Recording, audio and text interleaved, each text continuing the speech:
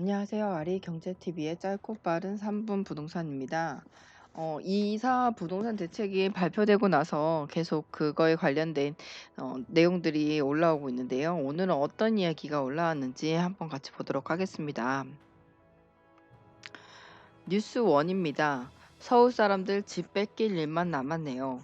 이사 대책 호재냐 악재냐. 이런 기사 제목으로 나왔는데요. 대책 발표 후 온라인 커뮤니티 중심으로 공공개발에 대해 뜨거운 관심이 쏟아지고 있습니다. 서울 역세권 등을 공공개발해서 대규모 주택을 공급하겠다는 정부의 이사 대책이 발표되자 온라인 커뮤니티에 나온 반응입니다. 조합원이 시공사 등 모든 것을 결정하는 기존 개발 방식이 아닌 주민들이 공기업의 토지 등을 일임한 뒤 우선 분양권을 받는 방식으로 진행되는 공공개발의 문제점을 지적한 것입니다. 6일 온라인 부동산 커뮤니티에는 지난 4일 발표된 이사 대책 관련 글들이 쏟아졌습니다. 공공개발이 무엇이냐는 단순한 관심의 글에서부터 이게 과연 나에게 호재냐 악재냐를 회원들 서로 자문을 구하는 글까지 다양했습니다. 커뮤니티 회원 A씨는 역세권 350m 안에 용적률 상향해준다고 발표가 났는데 서울 역세권 빌라 한 채 소유 시 호재인가요? 악재인가요? 라는 글을 올렸습니다. 서울 재건축 매물이나 역세권 소형 재개발에는 호재가 맞다는 반응과 일각에서는 같은 구역 내 집을 여러 채 보유한 소유주의 경우 악재를 맞았다고 분석했습니다. 공공개발이 될 경우 지분 쪼개기 등의 꼼수를 차단하기 위해 우선 공급권이 한 세대에 한 개만 부여되기 때문입니다.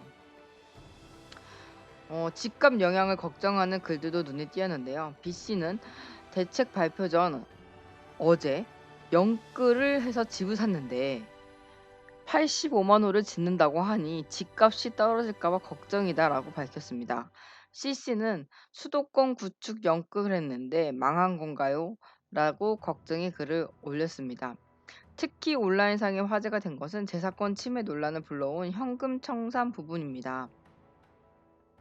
또 공공개발을 위해 주택이나 토지를 현물 산납할 경우 우선 공급권을 부여하고 이에 반대할 경우 현금 청산 대상이 될 수 있다는 부분도 논란으로 떠올랐습니다.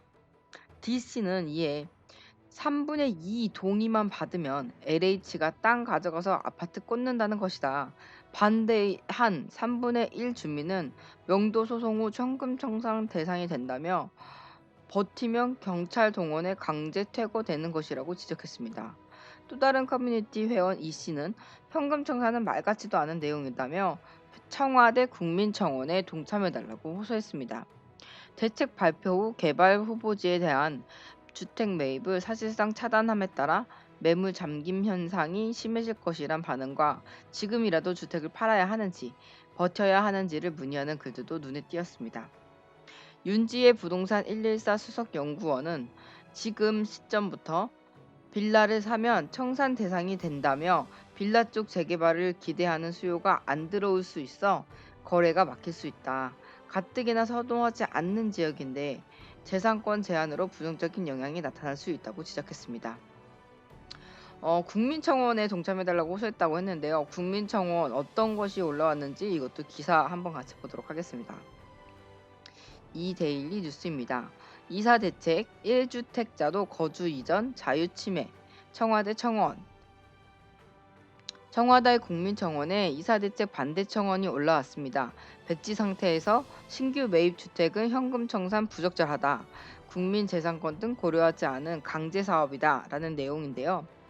공공주도 3080 플러스 대도시권 주택 공급 획기적인 확대 방안에 대한 반대 청원이 등장한 것입니다. 바로 이게 지금 국민청원 청와대 홈페이지에서 나온 내용이라고 합니다. 청원인은 대책보도 자료 15페이지를 보면 특정 지역 또는 특정 구역에 어떻게 사업을 할 예정인지 아무것도 지정돼 있지 않은 백지 상태다.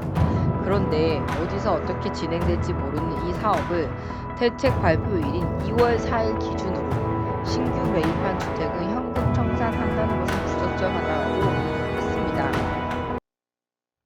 또한 최근 거래 가격 또는 거래량이 예전보다 10에서 20% 상승 시 대상 지역에서 제외할 예정이며 공공 재개발 등 기발표 정책 참여 희망 지역도 가격 상승 관찰 시 사업 선정에서 제외한다는 내용이 있었습니다. 청원인은 1가구 1주택자도 기존 주택을 처분하고 타 지역으로 주거 이전을 계획하고 있었는데 해당 주택이 역세권 내에 있다거나 저층, 노후주택, 밀집 지역 또는 준공업 지역 내에서 위치해 개발 가능성의 여지가 있다는 이유로 거래를 하지 못하는 일이 생길 수 있다며 매도와 매수 전부 해당하는 사안이라고 지적했습니다. 헌법에는 모든 국민은 거주 이전의 자유를 가진다며 거주 이전의 자유를 보장하고 있다며 개발 고시로 특정 지역 지정이 명시되지 않는 이상 부동산 대책 발표로 시행 중인 현금 청산에 대한 규제를 보류하거나 폐기해야 정당하며 개정의 필요성이 보여진다고 했습니다.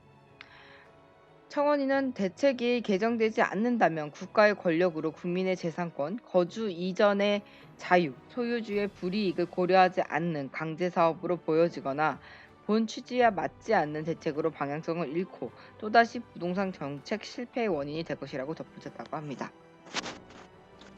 이게 지금 진짜 문제가 되기는 하는 것 같아요. 어제 영상에서도 말했다시피 어디에다가 개발할 것이다.